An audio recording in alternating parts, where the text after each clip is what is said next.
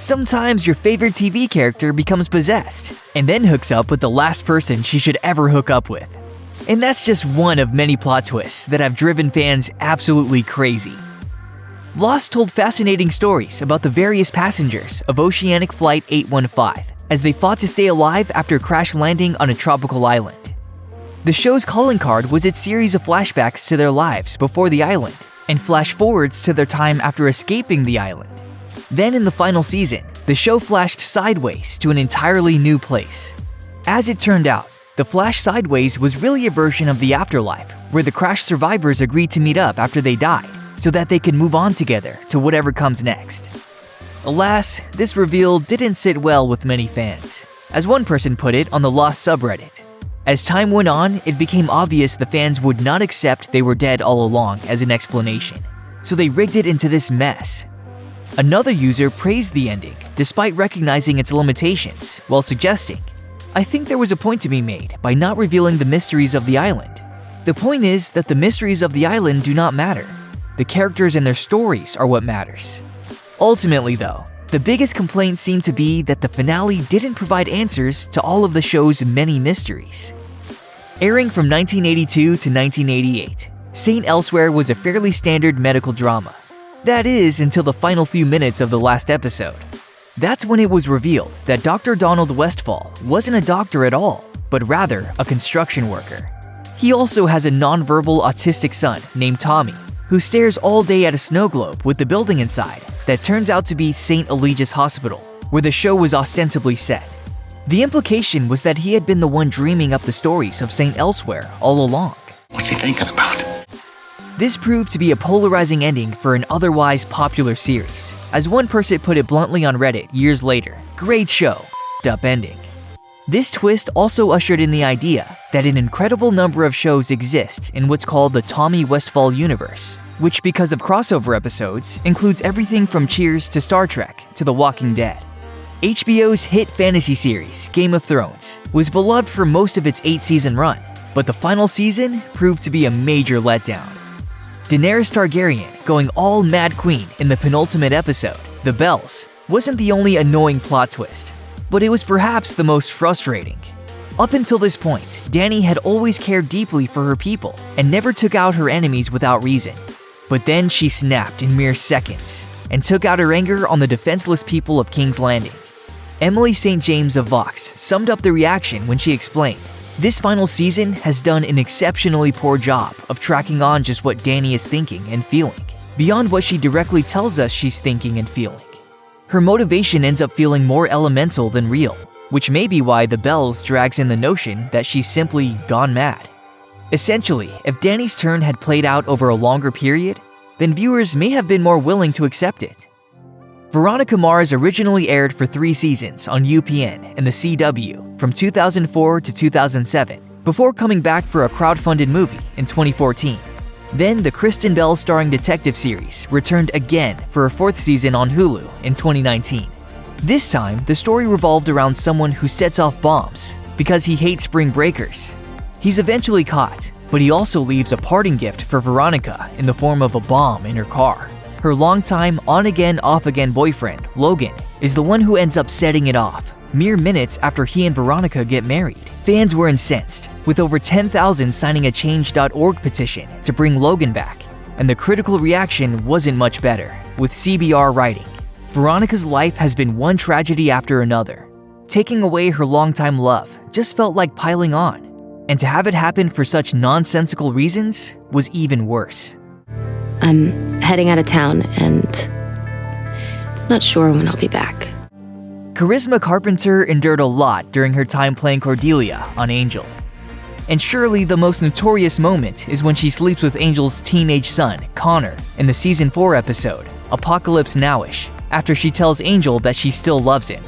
It turns out that she did this because she was possessed by a demon, but the damage was already done. Cordelia helped raise Connor, making this moment all the more problematic. At the time, the show had to work around Carpenter's real-life pregnancy, so the plan was devised for Cordelia to have sex with Connor and then give birth to a full-grown daughter named Jasmine. Most Angel viewers simply couldn't stand this storyline. One fan on Reddit put it best by writing, It doesn't fit with Cordelia's character, because it wasn't Cordelia. Cordelia was the container, but the brains behind the operation belonged to Jasmine. That being said, I think it was a terrible, disgusting, misogynistic storyline, and no matter what the explanation, I wish the writers had never done it.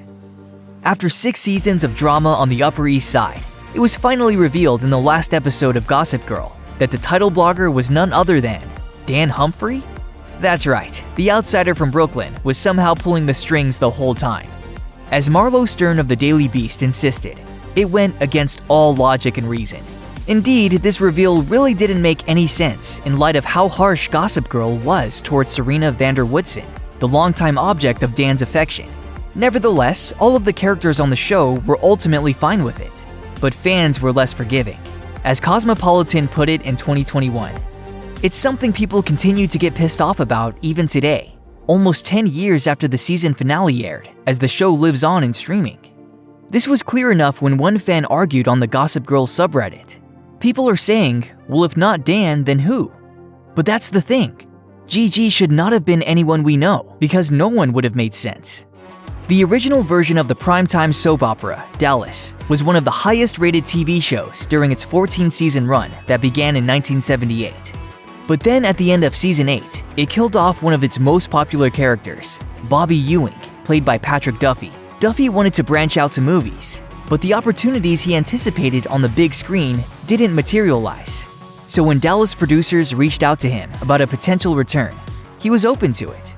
And so, at the end of Season 9, Bobby was found in the shower by his wife Pam.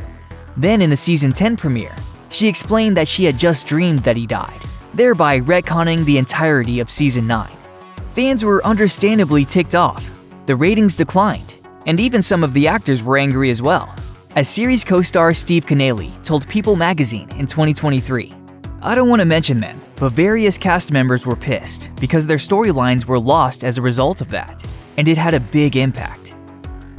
When Jane's husband Michael died in the middle of Jane the Virgin Season 3, the characters and the viewers went through a natural mourning period. But when he returned at the end of Season 4, alive and well, but with amnesia, it was a different story. That was partly because his personality had changed significantly. Instead of the devoted husband that Jane loved, he was now gruff and stoic and calling himself Jason. The amnesia. That is a key plot twist. Jane the Virgin was beloved for its telenovela-style plotting, but this was one twist that fans couldn't get on board with, as Jess Howard of Paste argued. While the choice to bring Michael back works in strengthening Jane the Virgin's connection to the telenovela genre, the addition of this plot point weakened the show, as it's more rooted in chaos and the allure of seeing Michael back on screen than compassion and character development. Halfway through the 6th season of Gilmore Girls, diner owner Luke is thrown for a loop when he finds out that he's the father of a 12-year-old girl named April. He's also engaged to Lorelai at the time, but instead of being open and honest with her about April, he keeps her existence a secret. It's a truly bizarre storyline that ruins the magic of the show's central romance.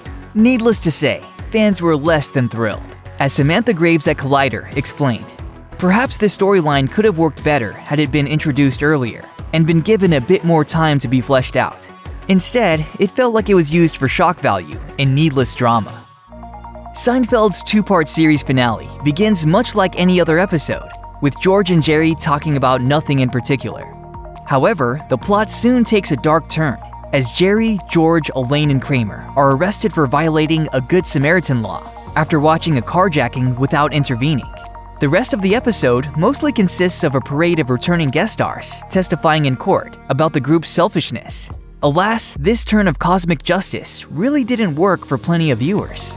As Brett White wrote for Decider, as an episode of television, the Seinfeld finale just doesn't hang together. The finale is too big, and it's nothing like the mundane farce the show was during its best seasons.